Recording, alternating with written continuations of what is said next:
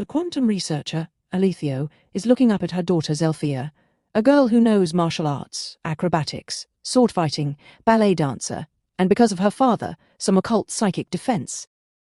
A very passionate girl, a soul always yearning for something more.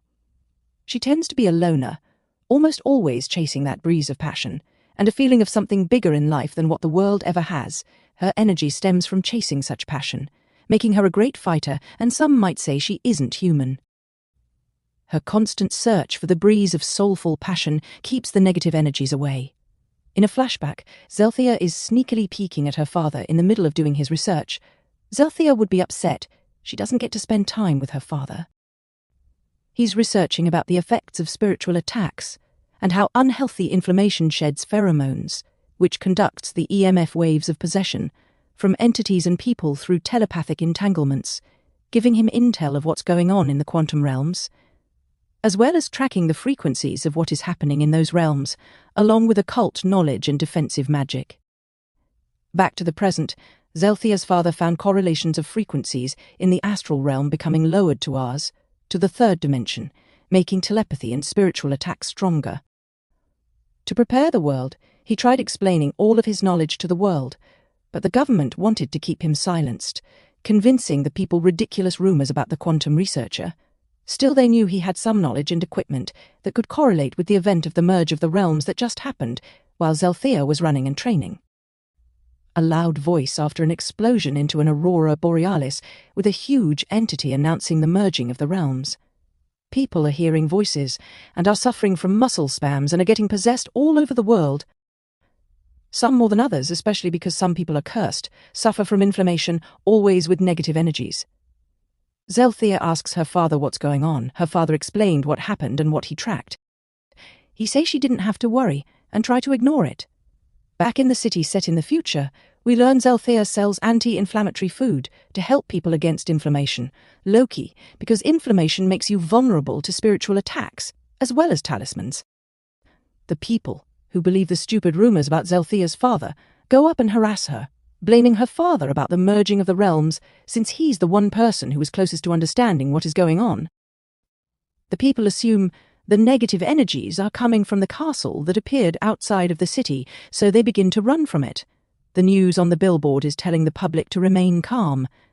This is a stupid sight for Zeltheia, knowing that the government could actually know what's going on, but never telling the people like her father tried to do. As Zeltheia was walking back home from making no sales, a fairy appeared to her. She calmly showed she meant no harm to the fairy. As she gained the fairy's trust, the fairy landed on her hand as a sign of trust. On a path not many people have gone by, Zeltheia finds herself in a valley filled with giant glowing mushrooms, and a lot more fairies, almost hundreds more, as that one fairy tell her to follow. The fairy led our protagonist to an underground town, gnomes and fairies all around, and in the centre of it, tall elves waiting for her, seems as they have been expecting her. The elf in the centre is holding a crystal looking like a stellated octahedron, or like she put it, like a Merkaba. The high elf explains that he sent the fairy to guide her to him, to explain what has been happening.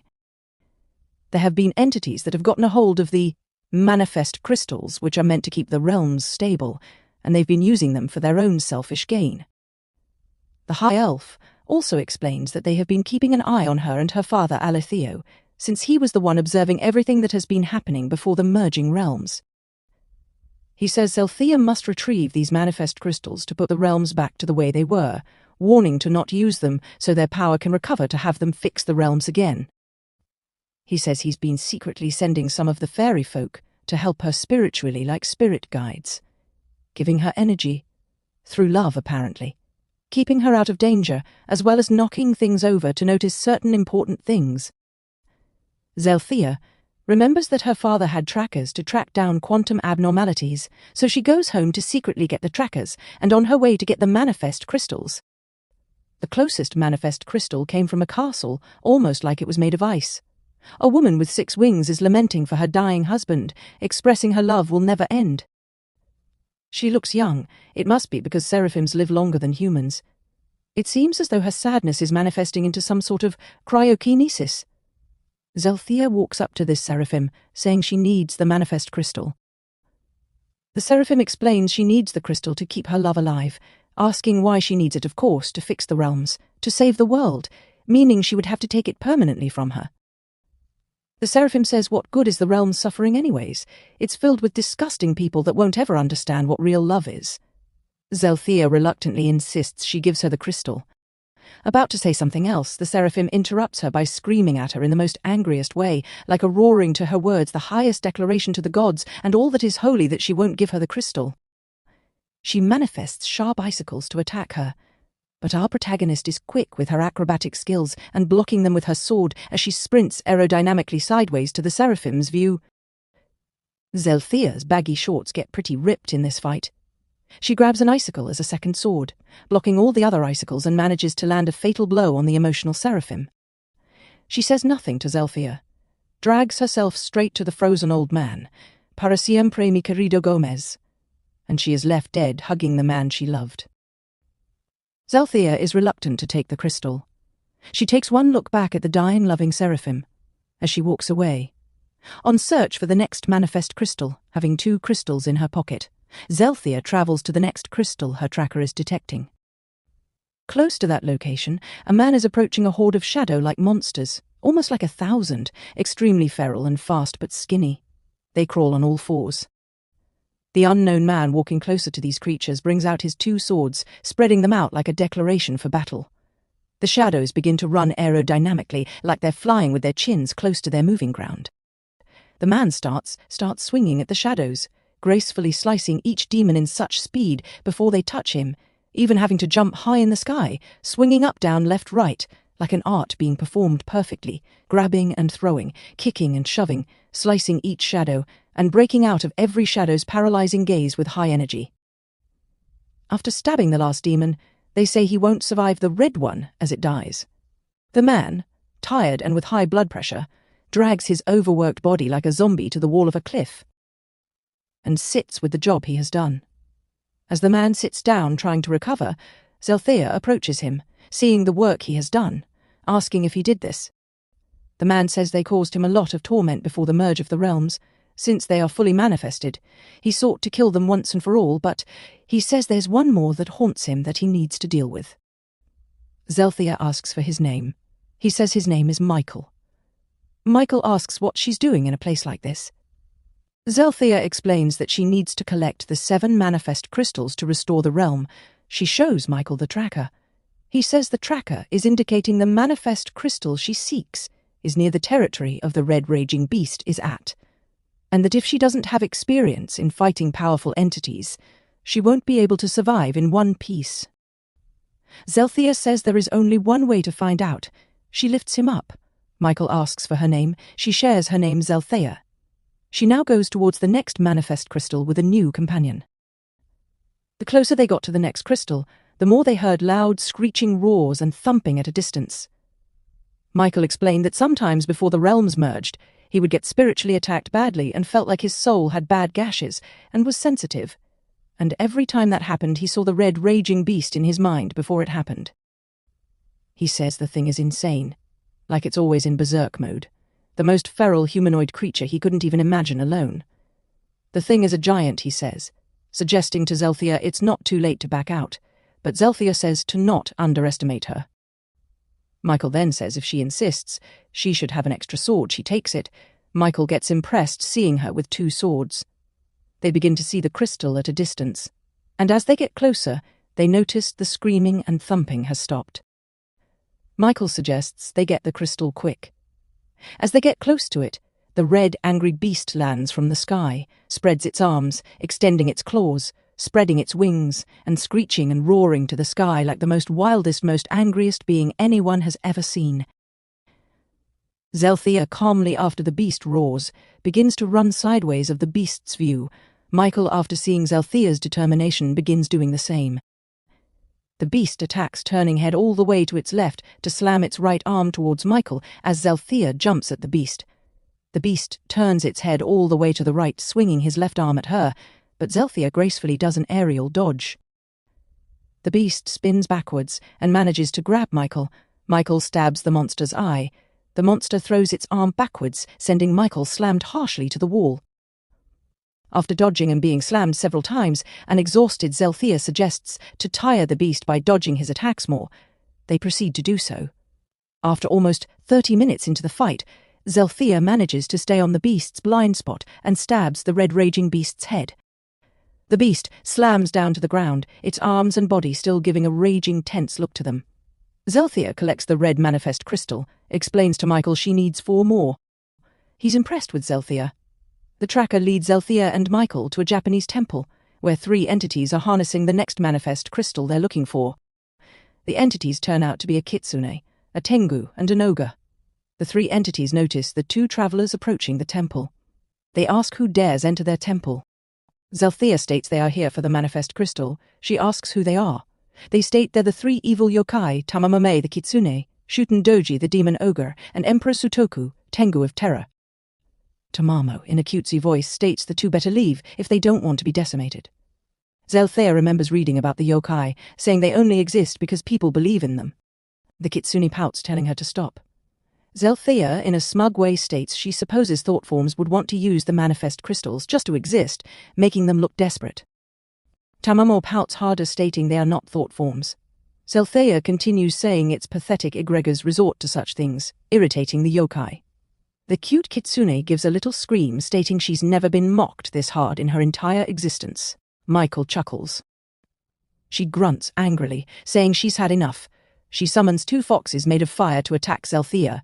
The tengu flies up to the sky, and Shuten tries to hit Michael with his giant spiked iron club. Michael dodges and gets kicked by the flying tengu. Meanwhile, Zeltheia dodges the 2 firefoxes' attack, as well as Tamamo's claws on the rooftops of the temple. She shoots fire from orbs out of her 9 tails. Zeltheia dodges those 2, then notices the firefoxes aren't killable, so she has to target the kitsune. Michael sword fights with the tengu while dodging the iron club from the ogre, decides to attack the ogre instead. The ogre is fast, but Michael injures him and goes for the tengu. Zeltheia acknowledges that Tamamo is pretty fast. Tamamo says she shouldn't have messed with the yokai. Zeltheia still keeps dodging. The kitsune then decides to shapeshift into her father, telling her to please come home. Zeltheia gets distracted, but acknowledges that kitsunes do this to trick people, and almost gets burned. She then decides to remember the times her father ate her dragon fruits and punches the kitsune and kicks her to the center of the temple. The tengu acknowledges Michael is good with the sword, then Michael spins and manages to kick him into a pile of yokai defeated. Tamamo calls Zeltheia a bitch as the 2 leave with the crystal. The next crystal turned out to be in an underground facility. Zeltheia and Michael pass by the armed soldiers with stealth. They notice reptilians and grey aliens there. They see government officials talking near the crystal with children and babies crying on the corner, infants crying behind glass cases. Michael notices Zeltheia is visibly disturbed. The government officials shapeshift into reptilians and grey aliens, and Hatman-looking shadow people bringing in more children into the room crying for their parents. They speak about taking the children to their planet. They extract something out of the terrified children's blood, saying they got enough adrenochrome for everyone and it's time to feast. Zeltheia gets triggered. Zeltheia and Michael, angry at a reptilian about to eat a terrified baby screaming in terror, stab the head of the monster. The paralyzing stare of the Hatmen couldn't stop Zeltheia's rage. She slices all of the disgusting aliens and Hatmen around. The soldiers burst in, aiming their guns around the laboratory. But Michael from the shadows surprises them and kills all of the intel. Doctors were running but couldn't escape Michael. He blocked bullets from the soldiers with his 2 swords. Zeltheia, so angry, decimated all of the aliens in the facility so quickly until there wasn't any alive. After there was nothing but babies and children crying, Zeltheia breaks down crying, asking herself, why are such things happening? Crying, saying they are just children. They don't need to go through these things. They're innocent. They're just babies. Michael tries to comfort her, grabbing her shoulders. Michael says he understands, but they need to leave before more soldiers come and take the children. Zeltheia agrees. They take all the children into 2 government trucks, along with the green manifest crystal, as fast as possible. They remove the computers in the trucks, destroying the trackers as fast as possible. They blow up the facility, heading to a nearby city. They drop off the children to a nearby orphanage. They notice the next manifest crystal is in the city. The next manifest crystal turned out to be in a mansion owned by the Freemasons. Zeltheia decides to go alone as Michael stays behind to look out for soldiers that may be looking for them. Zeltheia sneaks unnoticed through the city, jumping over the mansion gates, and goes inside. The tracker leads Zeltheia into a room with 3 girls actively harassing someone telepathically at a distance. You can hear the individual's voice responding to the girls harassing him. Zeltheia decides to act, but she gets mentally attacked by the 3 girls like they're electrocuting her. She notices that they knew she was in the mansion, and they recognize her because of her father. They also have tried to harass him telepathically. Zeltheia gets electrocuted by the 3 girls' brainwaves, believing she's things she always hated being, putting her onto her knees. She is visibly struggling to fight back the electrocution. The girls begin to laugh and tease her, calling her a loner, a loser and a slut, asking her if she'd really think she could get past them. They exclaim that they can control anyone to do anything against their will. They start to call her father by his name Aletheo, calling him gay and saying every rumour Zeltheia heard about him. Notably, the rumours came from the Freemasons. The blonde girl then says that they already manipulate people from afar to chase down her father and beat him and do things to him, and that she was next. Hearing what they did to her father, Zeltheia gets enraged, gaining control of herself, and was able to redirect the electromagnetism back at the 3 girls, waving them around, believing they are pathetic pigs, dirty-minded whores making up ridiculous ideas of people. The telepathic attack tries to make them believe what she believes, possessing them, and they get disgusted by her ideas of them. Every person they harassed at a distance starts to believe the same thing Zeltheia is believing of them, and all the voices of the people the girls harassed start laughing, only causing more electrocution on the 3 girls, having them in mental pain and a strain on their bodies visibly in physical pain. She then stops the flare of anger of controlling the girls, humiliating them, knowing people believe they are pigs. Zeltheia picks up the manifest crystal and states they deserve a lot worse things than what they put people through. The telepathic possession on trying to control people by becoming part of people's minds and telling them they're things they're not, getting people crazy and possessing them to do things they'd never do, and even control what people think of them. One of the girls exclaims she is a bi-pound Euro H that knew Reiki, since they can manipulate electromagnetic brainwaves of people's thought of her to get off of her, and even do the same things they do to people. She leaves, hearing the laughing of the telepathic voices of people the Freemason dumb girls harassed for so long, saying Zeltheia is right. They are pigs. You can even feel that on their pheromones. Zeltheia goes to where her father might be. She found him outside of the city, where her father Aletheo's clothes are ruined and had cuts and bruises. Zeltheia finally realizes how much the attacks the Freemasons could affect him. She then does the same thing, only with love and acknowledgement that her father is a good perceptive man with a lot of knowledge that helps a lot of people. He is not evil, he is not gay, he isn't anything the Freemasons controlled the people to believe about him through their telepathic brainwaves.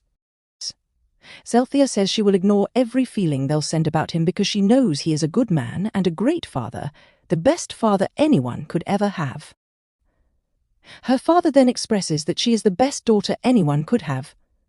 She notices that her soulful breeze of passion came from her father's love and from the people admiring her. She begins to cry from this realization. She takes her father down from the cross, and Michael is waiting nearby. After taking her father home, giving him a spiritual cleansing and on to bed, she decides to go on a city rooftop, feeling the breeze of the city. But there are people screaming and going crazy with the muscle spasms from strong entanglements they have due to the merging of the realms. As Zeltheia is meditating on the rooftop, a man with blonde hair sits next to her. He asks if her name is Zeltheia. She says yes. He says his name is Azrael. He was looking for her, saying he knows what she has been doing, collecting the manifest crystals to help fix the realms. Azrael brings up that there is a bigger threat they need to face, like no one could imagine. To get the last manifest crystal, she would need an army, and that she would have to train to fight while blocking out electric attacks. Azrael says there are a lot of people waiting to meet her, and to come with him and to bring Michael to meet them. Zeltheia and Michael meet up with Azrael in a place with 2 walls. There were a whole crowd of brown-winged people. Azrael explains they've all learned of what her and Michael have been doing, and they'd love to help them with their pursuit to get the last manifest crystal. Then Azrael tells Zeltheia and Michael that it's time to start training. Azrael explains that they need to learn how to redirect electrocuting attacks as they fight, and well as keep up with each other's fighting and acrobatic skills. Azrael declares the beginning of their training. Zeltheia is sprinting almost perfectly aerodynamically. As the training starts, Azrael shoots electrocuting attacks at both Michael and Zeltheia. The crowd roars in excitement. Zeltheia manages to redirect the electric attacks off of her. After a good while of training, the whole crowd all end up going in between the walls. They put up music from speakers, pumping everyone into their training, while Zeltheia and Michael do the same. Zeltheia and Michael's spa training gets them onto the city rooftops. Amazingly, Zeltheia and Michael are evenly matched. Zeltheia, Michael and Azrael are on top of a wall looking down at the brown-winged people. Zeltheia asks who they are. Azrael says they are refugees from the other realm he's been hiding from, the higher-ups, helping them build their own community and keeping them alive. He says do not ask how to avoid the higher-ups from knowing about them. Michael is visibly irritated because most of the training he's been electrocuted more than Zeltheia has. In ancient Gnostic texts, Yaldabaoth rules over the material universe as a false god. He and his subordinate rulers, the Archons, govern the physical cosmos, trapping humanity's divine sparks within physical bodies to maintain their own authority. Because he was blind to the higher spiritual realms, he arrogantly believed he was the only true god. He created humanity's physical bodies but inadvertently trapped divine spiritual sparks inside the imperfect material world. He is responsible for humanity's ignorance of its divine origins, constantly seeking to limit human freedom and demanding worship. It is up to higher divine entities like Sophia to awaken human souls so they can break free from Yaldabaoth's physical matrix. Sophia is the mother and creator of Yaldabaoth. She represents divine wisdom. In her desire to understand the supreme divine source without her male partner, Sophia acted in error and gave birth to Yaldabaoth, a flawed and deformed entity. Ashamed of the abomination, she cast him out and created a cloud to hide him from the higher realms. Because of her mistake, Sophia works continuously to redeem humanity. She opposes Yaldabaoth by sending spiritual messengers, such as Christos, to awaken human souls, helping them realize that the physical world is a prison and guiding them back to the realm of pure light. The time has come. Azrael brings Zeltheia, Michael, and the army of angelic refugees to Yaldabaoth's lair, now materialized into the physical realm. They see angels who rebelled against Yaldabaoth, and the archons on the walls on the sides of the stairs, tortured, possibly for hundreds, even thousands of years. As they walk up the stairs, the rebellion army are seen by the Archonic army, and Yaldabaoth with his giant white draconic serpent behind him. Yaldabaoth states that he has ruled over the material realm since its creation. The people trying to fix the realms have been getting in his way. He also says he acknowledged that Azrael, who used to serve Yaldabaoth, has kept the angelic refugees from Yaldabaoth's knowledge. He says since he finally comes back to him, declares he will join the other rebellious fallen angels enchained for eternity. Azrael speaks, stating that humanity's light, something he could never replicate, was never from him. This means that humanity was a lot powerful than him thanks to the divine spark of Sophia, Yaldabaoth's mother, and that Yaldabaoth created the material realm out of fear that the souls from the earth may one day rise up against him. Azrael raises his voice, saying the day has come, that all of humanity is sick of Yaldabaoth's bullshit. Enraged, Yaldabaoth sends lightning to Azrael, telekinetically brings him up to the palm of his hand, where he is being electrocuted in a force field of immense electricity. Zeltheia and Michael jump to attack Yaldabaoth, but the great white draconic serpent attacks and flies off with Michael. Yaldabaoth starts sending lightning attacks at Zeltheia, but Zeltheia begins to dodge and redirect the lightning as she runs as fast as a speeding car, aerodynamically. Infuriated, Yaldabaoth exclaims this material realm is such a nuisance to be in, and that he will make sure he'll rule extra tyrannically, cause immense devastation to it. He gets some attacks landing on Zeltheia, but she bursts out of them with rage and with redirecting them as Azrael trained her to. During all that was happening, all of the brown-winged refugees shout and fly into battle against the materialized archons. You can see on their faces they've been waiting for this day. The white serpent roars at a distance, flying towards the brown-winged army, but Michael is able to divert it from them. Michael, fighting the white serpent, is trying to stay on its enemy's head as it is spinning around, flying fast and turning hard, needing to stab its neck. but that doesn't do the job. The serpent manages to throw off some of the army of refugees and get killed by the Archons. Michael sees as they smile, knowing they're dying for what was right and with honor. Michael, not hold back any longer, uses a sword to keep the serpent's mouth from biting him, then stabs the serpent's throat with the other. Pulling out a sword from the raging serpent, he lifts it above him and stabs its head, slamming over most of the Archons in the battle. The army of refugees begins to take the advantage. Meanwhile, Zeltheia is visibly growing weary. Yaldabaoth is laughing, saying she can't keep dodging and deflecting lighting forever.